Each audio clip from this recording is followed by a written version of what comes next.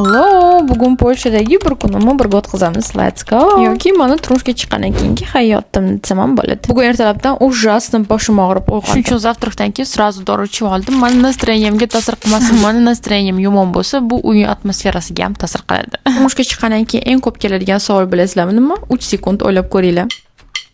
Aqlingizga birinchi kelgan savol nima bo'ldi? Menimcha qachon farzand, to'g'rimi? Lekin bizdan yaqinlarimiz bu savolni so'ramaydi, chunki eng boshidan granitsalarimizni juda ham yaxshi qo'yganmiz. Bu juda ham lичная tema. Mana eng ko'p so'ralgan savol, qalay endi turmushga chiqqandan keyin hayot. Na samом деле, men turmushga chiqishimdan oldin ham hayotim juda ham zo'r edi. O'zim xohlagan ishimni qilardim, xohlagan joyga путешествовать qilardim. Amerika, Fransiya, juda ham ko'p joylarda bo'lganman. O'zim ishlardim, independent, juda ham zo'r hayotim bor edi. Men turmushga chiqqandan keyingi hayotim ham shunaqa даже bundan ham yaxshi tasavvur qilardim doim. Chunki mening fikrimcha har bitta qiz turmushga chiqqandan keyin hayoti yana ham yaxshiroq, yana ham hayot standarti kuchliroq, balandroq bo'lishi kerak deb o'ylayman. Yonida esa hamma narsaga поддержка qiladigan, razviyatsiya qilishiga motivatsiya beradigan odam kerak. Shunaqa deb o'zimni hayotimni aytib berdim.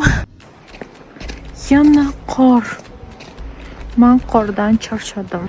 Bu yil Polshada juda ham ko'p qor yog'di. Mishtimga keldi уже. Даже oq rangi ko'rgim kelmay qoldi. Hayotdagi maksimum problemalar shunaqa bo'lsin. Tak, men shunaqa havoda zalga keldim zanimatsiya qilish uchun. Har doim sport bilan zanimatsiya qilgandan keyin beshnoy energiya keladi menga. Zaldan chiqib qarasam yana qor. Bu yil Polshada qish menimcha umuman tugamaydi. Neysa, allamyorum. Sochimga uhod qilgandan keyin men bitta narsa qildim. Sochimga birinchi marta hitless curl qilib ko'rmoqchi bo'ldim. Nimaga buni qilish shunchalik qiyin? Oh my god, buni bir amallab qildim. Ertaga rezultatini ko'ramiz. Follow qilish esingizdan chiqmasin. Bye.